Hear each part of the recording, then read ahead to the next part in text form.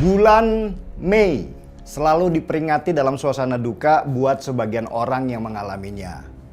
Pada bulan Mei tahun 1998, Indonesia mengalami peristiwa kelam sekaligus membanggakan, di mana rakyat berhasil menjatuhkan rezim otoriter yang bernama Orde Baru yang dipimpin oleh Presiden Soeharto yang berkuasa tanpa terkalahkan selama 32 tahun lamanya. Tetapi tumbangnya Soeharto juga memakan banyak korban jiwa. Ratusan nyawa orang dan puluhan mahasiswa tewas. Sebagian tidak diketahui di mana kuburnya. Seperti seorang penyair yang bernama Wiji Tukul misalnya. Pada masa Orde Baru, siapapun yang mengkritik pemerintah akan dihajar habis tanpa ampun. Dan Wiji Tukul sering mengkritik pemerintah lewat puisi-puisinya. Dan sampai sekarang dia hilang dan tidak diketahui di mana kuburnya. Dan pertanyaan terbesar adalah, apakah generasi sekarang paham tentang peristiwa Mei 1998? Saya ini coba bertanya kepada beberapa anak generasi milenial dan generasi Z tentang itu, dan saya nggak kaget. Mereka bahkan tidak tahu ada peristiwa Mei 1998. Generasi sekarang dibesarkan dengan banyak berita lewat media sosial dan lebih suka berita yang sifatnya instan. Mereka nggak paham sejarah, tidak merasa penting dengan sejarah, dan tumbuh tanpa sejarah. Coba kita pelajari apa yang dilakukan oleh Presiden Soeharto dulu waktu memerintah. Terlepas dari benar atau tidaknya sejarah tentang PKI, Soeharto melakukan revolusi besar di dalam sejarah Indonesia dengan menanamkan sikap anti komunis. Dan perintah untuk menanamkan sikap anti komunis itu dilakukan lewat pendidikan sejarah yang dimulai dari bangku-bangku sekolah dasar. Bukan itu aja, generasi 80 dan 90-an pasti pernah mengalami situasi di mana kita diwajibkan nonton film tentang peristiwa gerakan PKI di seluruh stasiun televisi. Wajib, nggak boleh nggak nonton. Soeharto sangat tahu kalau pendidikan sejarah itu sangat penting untuk menentukan arah negara ke depan.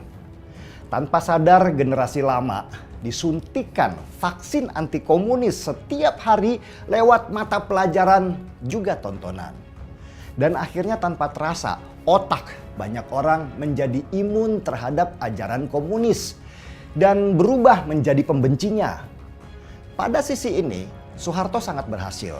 Hanya kemudian sikap anti komunis itu menjadi berlebihan dengan menghukum banyak orang dan menjatuhkan banyak orang juga karena mereka dituduh komunis.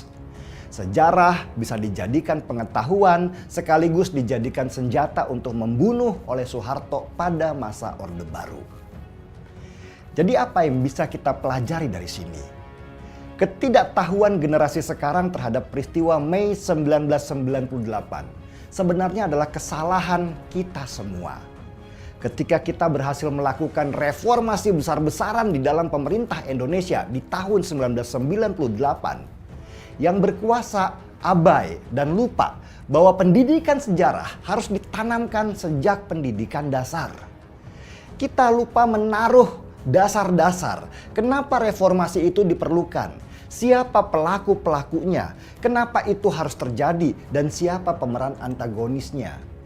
Dan akhirnya di saat Orde Baru kembali dengan wajah baru dan gaya baru, lalu kita terkaget-kaget. Tapi nasi sudah menjadi bubur, Orde Baru menang kembali dan sudah menguasai pemerintahan lagi. Dan ini adalah pelajaran pahit yang harus ditelan oleh semua orang, suka atau tidak suka. Baru kita sadar sekarang betapa pentingnya sejarah. Ketidaktahuan generasi sekarang dan masa depan tentang peristiwa Mei 1998 itu bukan kesalahan mereka, tetapi kesalahan kita, generasi yang tumbuh pada masa itu. Kita sibuk bicara masa depan tanpa pernah meletakkan pondasi kuat supaya tidak terjerumus dalam kesalahan yang sama dan berulang. Bahkan kita nggak pernah serius dalam membangun pelajaran sejarah. Karena pengalaman saya dulu, pelajaran sejarah hanya berisi hafalan-hafalan tanggal dan peristiwa kejadian, bukan cerita dan makna perjuangan. Sekali lagi, nasi sudah menjadi bubur. Ya sudah, kita nikmati saja semua dengan secangkir kopi. Setidaknya pahitnya kopi menyadarkan bahwa pernyataan Soekarno dengan jargon jas merah atau jangan sekali-sekali melupakan sejarah hanya ada di kata-kata keren yang terpampang di media sosial tanpa sedikit pun keinginan untuk menjalankan. Seruput dulu kopinya kawan.